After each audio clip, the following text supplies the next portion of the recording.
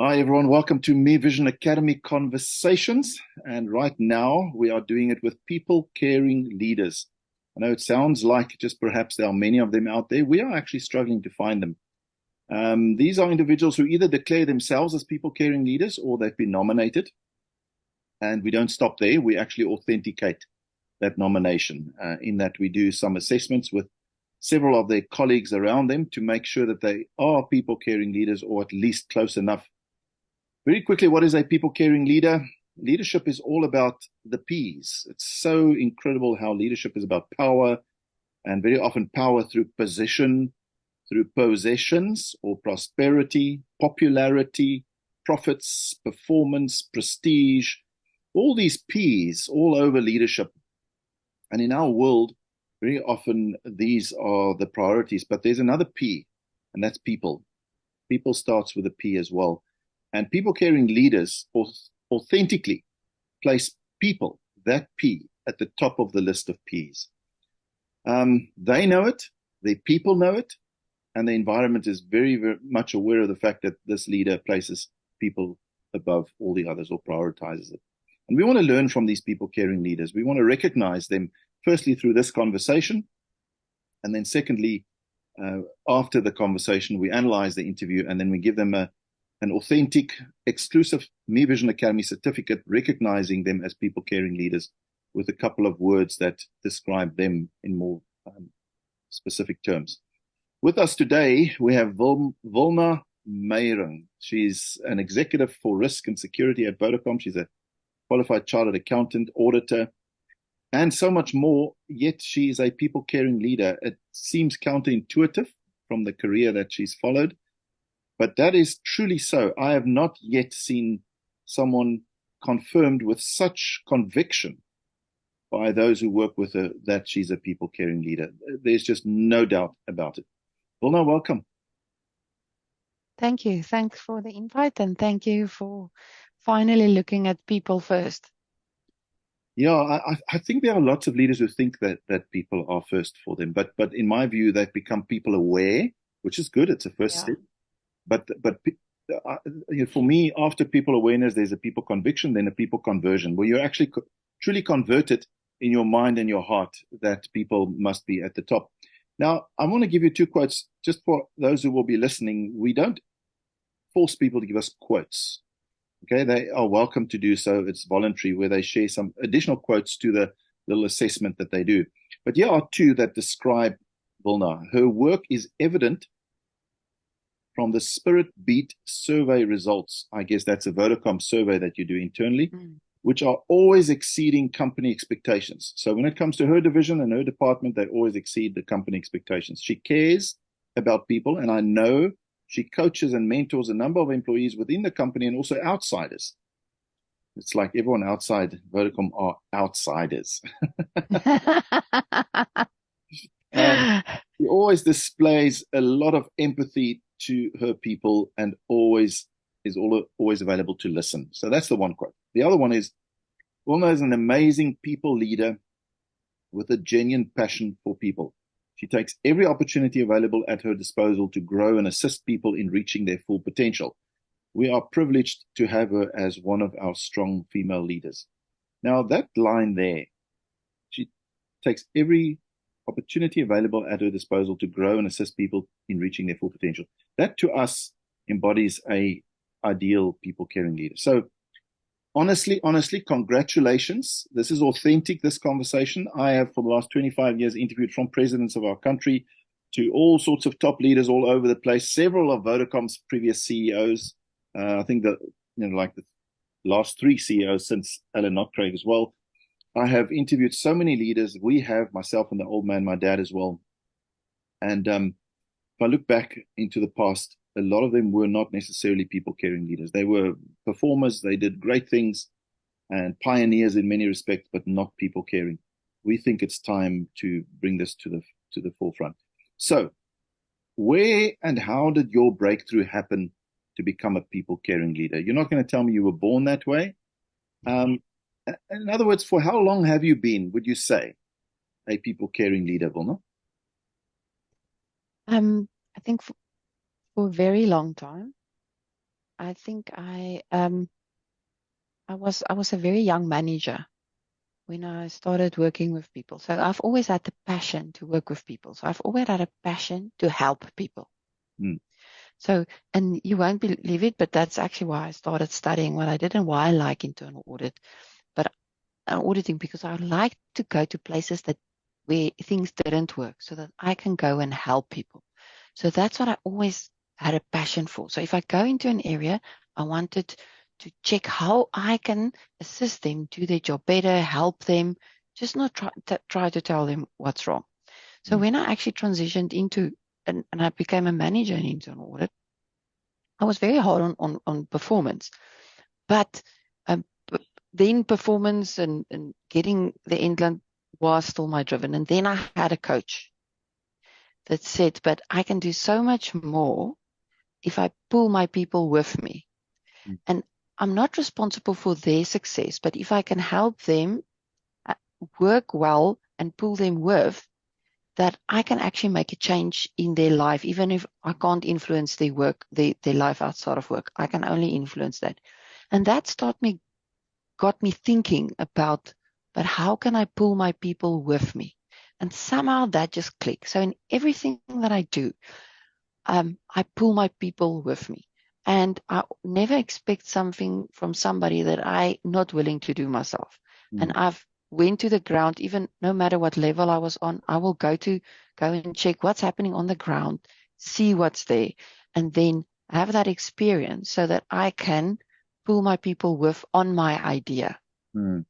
And when I talked about the Spirit Beat survey, that is a survey that translates to that. But the reason why my scores are so great, it's not because just what I do every time, is because I've created this whole division and pull everybody in our whole division together to make this place for them a better working space. Mm. And I think, and as I got that momentum, it just became, I even became more and more, it was just pushed me to become more people focused than anything else. Mm. So it created its own momentum, and that momentum keeps going Yes. now. Yeah. For someone to truly be a people caring leader, they would need to have some kind of view about human beings, about people. You're not going to care about your house if you don't have a view about what a nice house is, or anything for that matter. So, what is your view about people? Why should we care about people so much?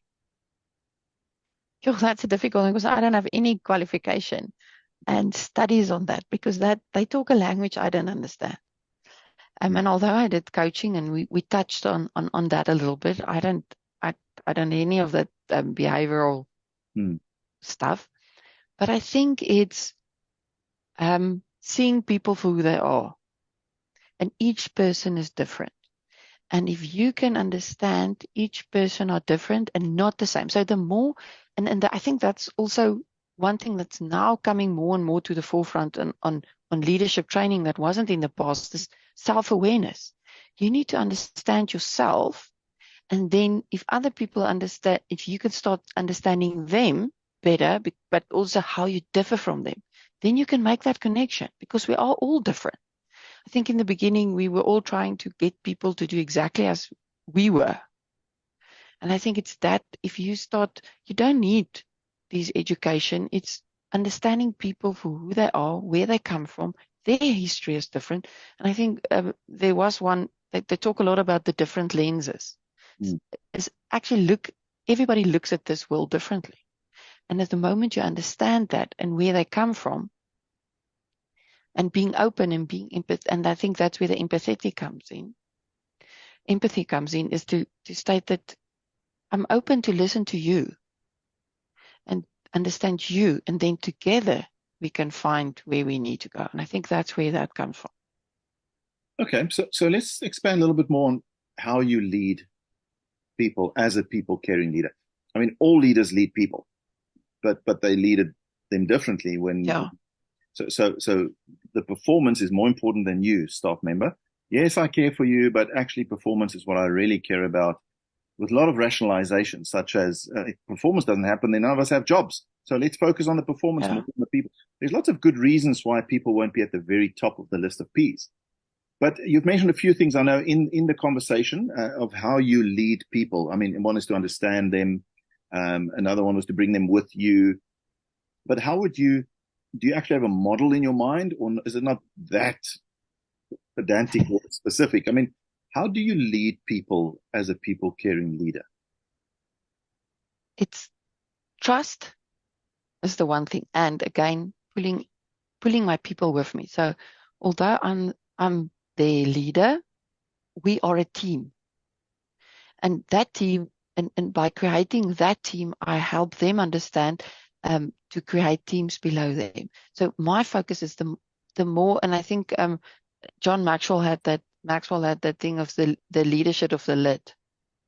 And that specifically. So I cannot, if I don't push myself upwards as a leader, I can't pull them with, but I need to give them the skills to pull them with. So that's what I do is I spend a lot of time finding ways on how I can educate them on being better leaders. And as I do that, we as a leadership, we're really a leadership team, and I trust them and I empower them to come. So I will only know if there's a problem in an area when they need my assistance. Otherwise, those divisions run on their own. It does count a lot of trust, and sometimes I'm not always aware of what's happening. That creates some difficulties on my side, but I need to manage that because I trust them.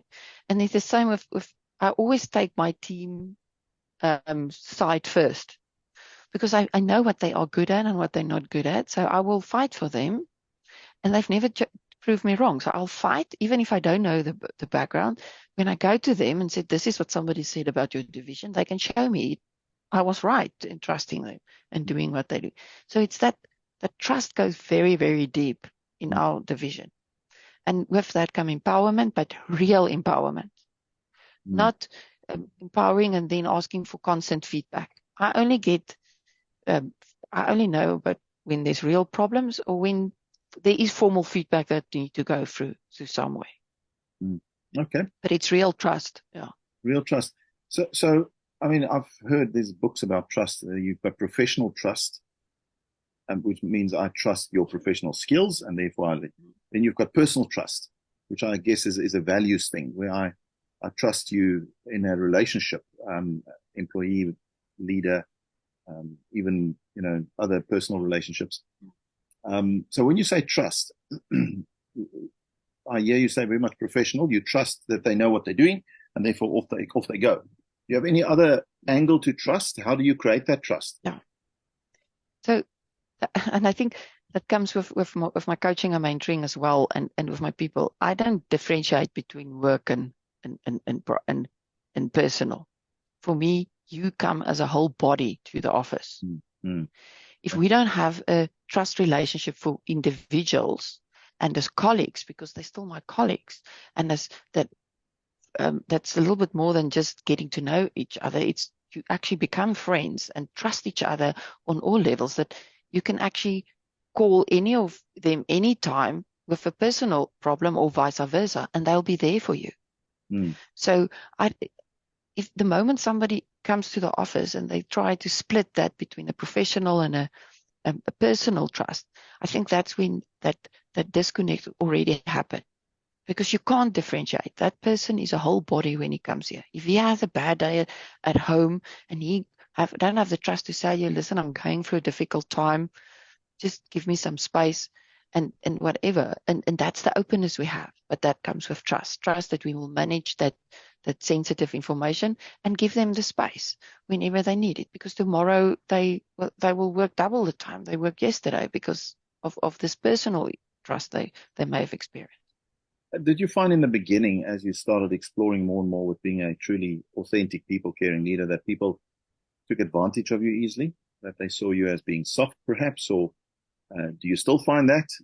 Was that ever a problem? I think the impression out there, certainly if you look at the Western, very strong leadership style, and even a lot of other places in the world, actually the Eastern, is the moment you say people caring leader, then it means you're a walkover, that people could take advantage of you because you're not strong enough. You're just too kind and too nice. Was that ever a problem? Is it sometimes, but is it a worthwhile risk, or what are your thoughts on that? You see, that's what, for me, I don't think it's a risk, but I think it may be a risk for other people that's not strong on performance. So my deliverables still need to be the best. Mm. And if my team didn't deliver on the highest quality, they'll know it. Mm. That's why by the time they get to me, it need to be from the highest quality before it goes out. So I've always been strong on that, because there's why my perfection comes in quite strong. But I've been able to manage that to say, but the deliverables need to be there. Yes, if you want to go and can't work today because of something that happened at home, it's fine. We trust each other that you'll deliver when it comes to the delivery. Mm. That's why I don't care where you are, what you do. If you want to work tonight and go for a movie tomorrow or sit at a soccer field, I trust you to deliver what you need to deliver.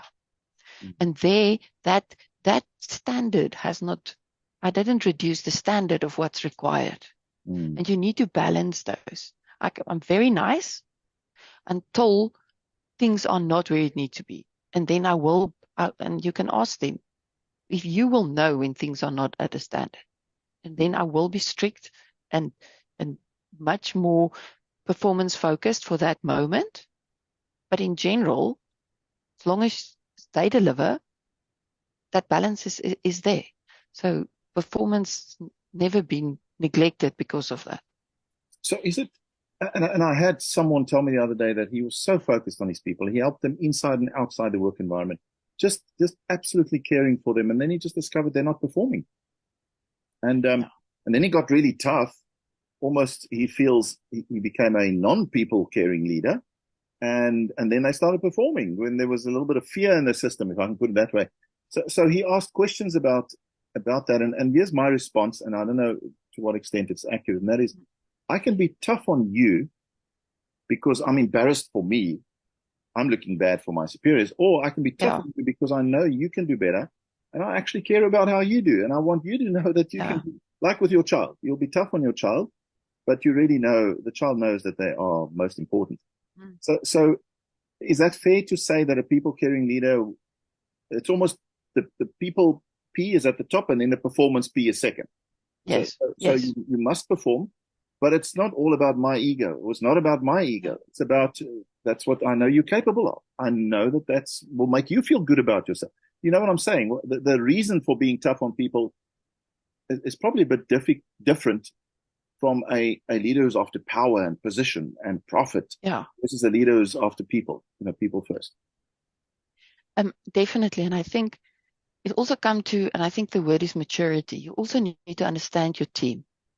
If I get a new person in one of my divisions, I've got, example, one that's now acting.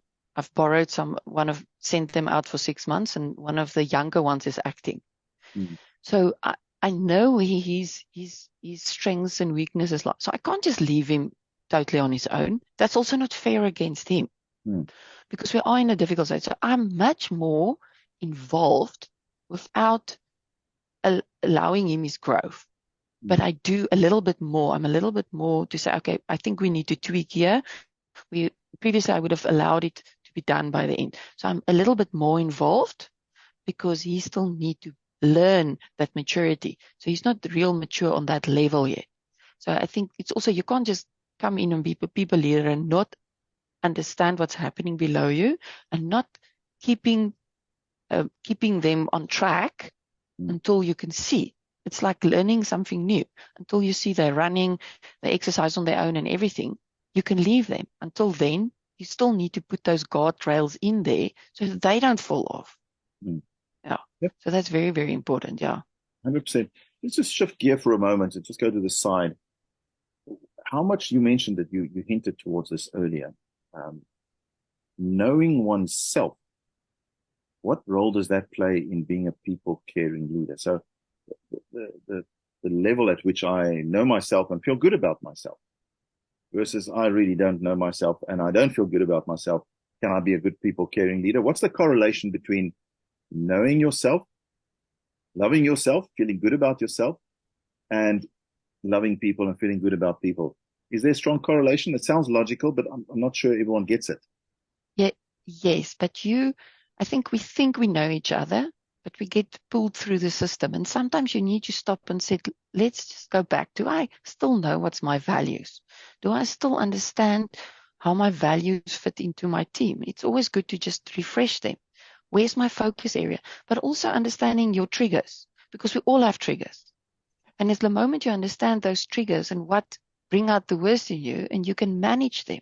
So I think it's a rethinking on, as you said, you could, with the previous example, you said, you can also be the hard person. But what brings that out? What triggers that? And sometimes you don't want or if you can quickly get angry, what makes you lose your temper?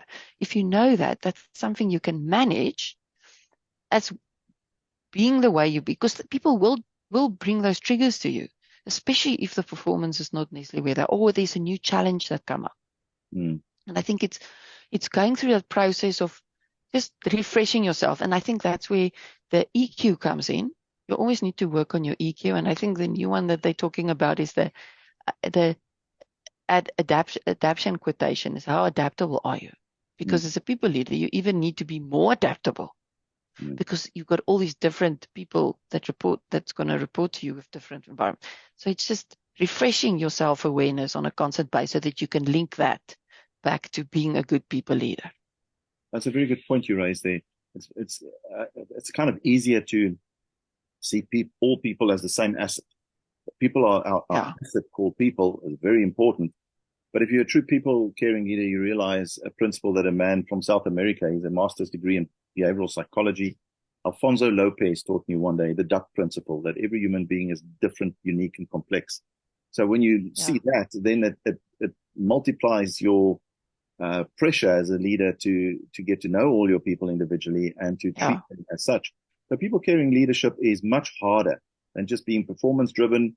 Yes. Sort of acting like a little bit of pretense. People are important. We put things in place to show we care for our people. You get your birthday presents, you whatever. But actually, I'm not going deeper into a true people caring leader. So I just want to, at Me Vision Academy, we talk about a true self, knowing your true self, and then your best self. How do you then journey towards your best self? And those two are very interlinked. And if I asked you, how are you doing in living up to your true self and nourishing your best self? So, and it's again that person that's at home is that person that's at the office. There's no difference. But my true self that's where you say it's. I always believe that if you can't be true to yourself at the work, and that's when your values don't match to that of the work or whatever you do, you will always have a struggle.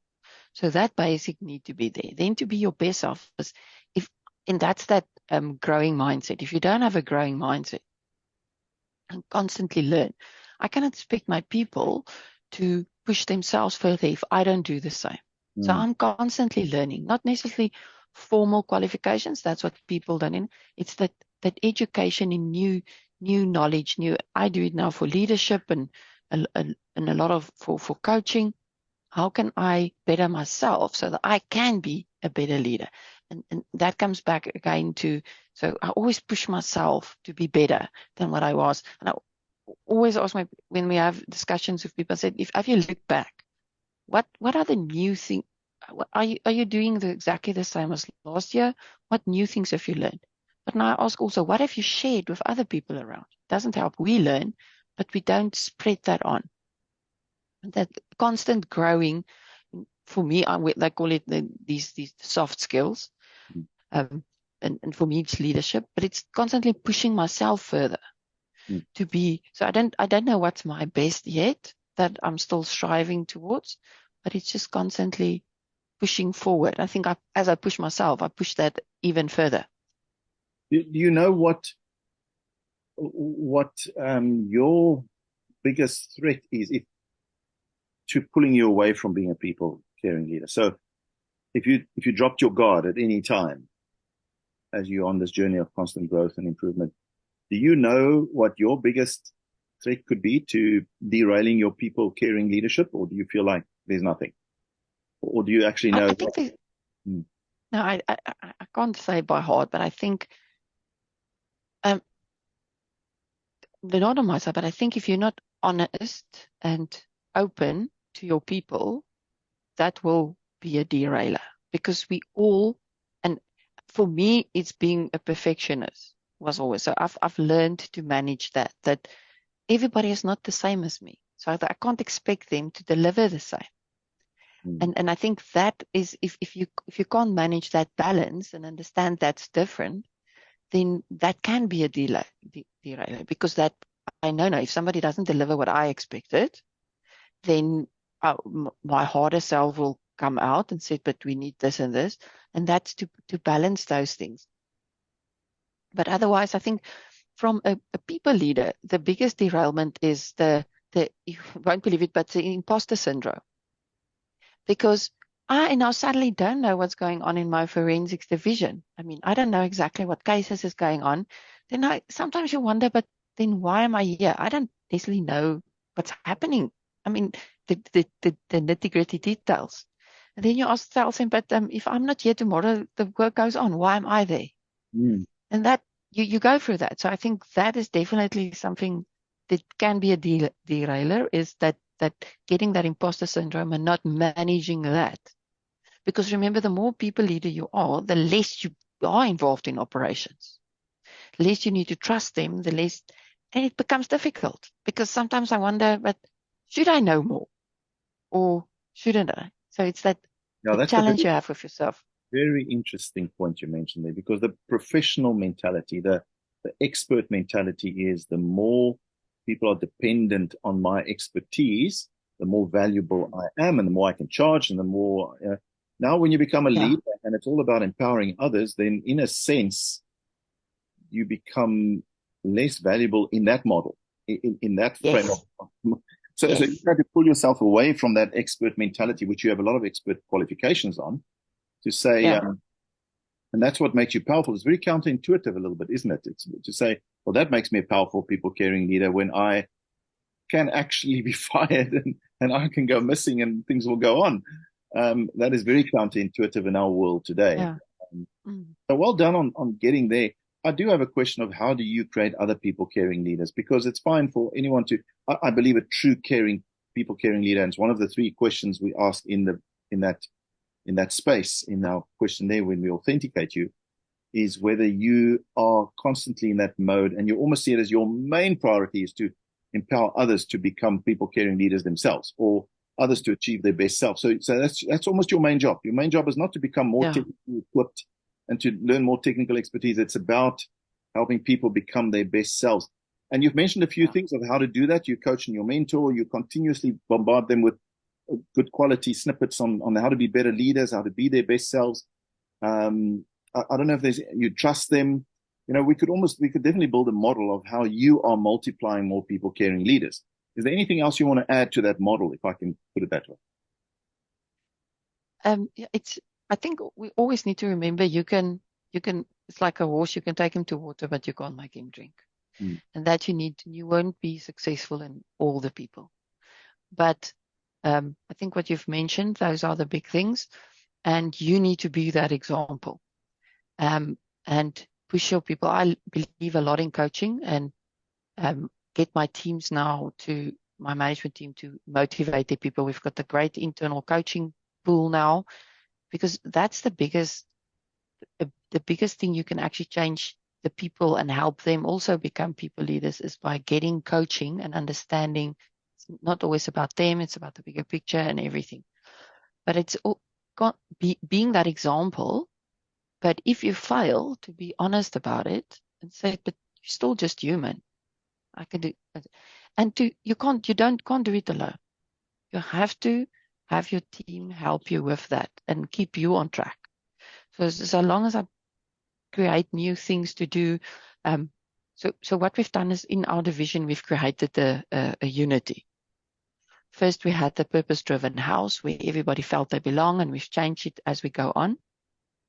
But it's constantly checking in. We'll ask the people. We said as management team, this is our values. What do you believe? And even if we've got great scores, we'll take the lowest one and we'll go and educate ourselves and create some training on that to constantly keep ourselves above board. And it's that on standard. And it's just me, it's my whole team.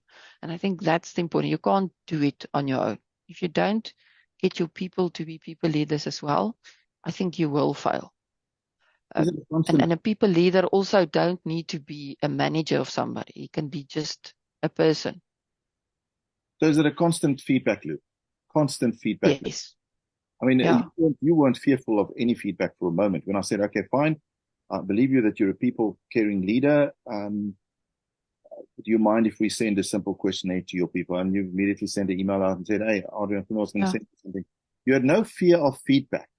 A lot of leaders are, and maybe though that's a sign that they aren't people caring leaders or willing to become that.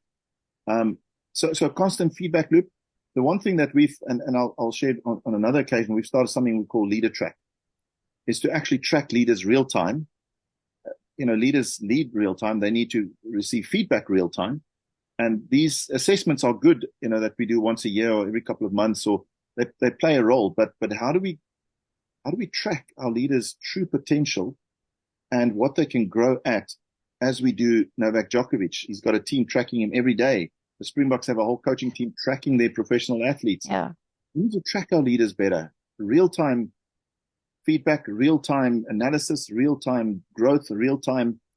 But I seem to pick up that you've got a lot of feedback mechanisms around you to tell you how leaders are doing, how you are doing, how the division's doing. Is that correct? Yes. Because I don't think there is proper tracking or assessment out there that actually track this on anything. So it's nothing on even on our performance management that track that.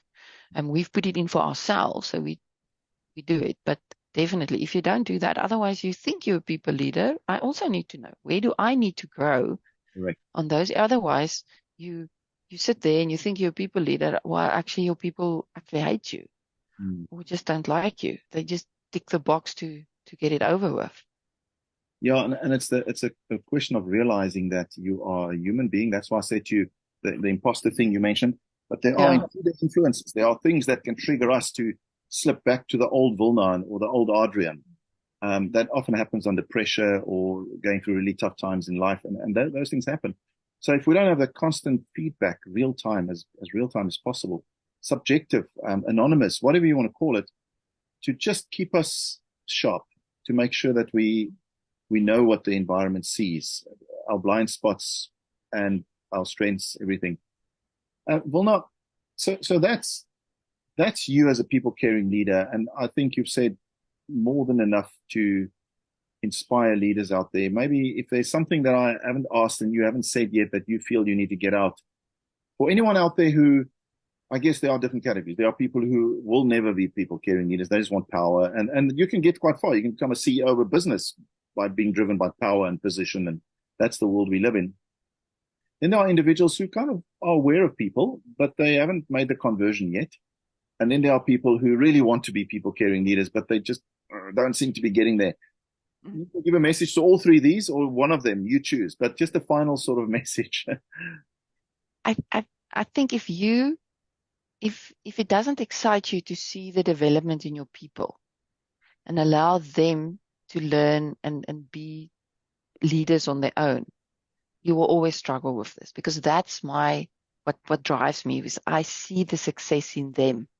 It's not about me, it's about them and how I can help them be better leaders.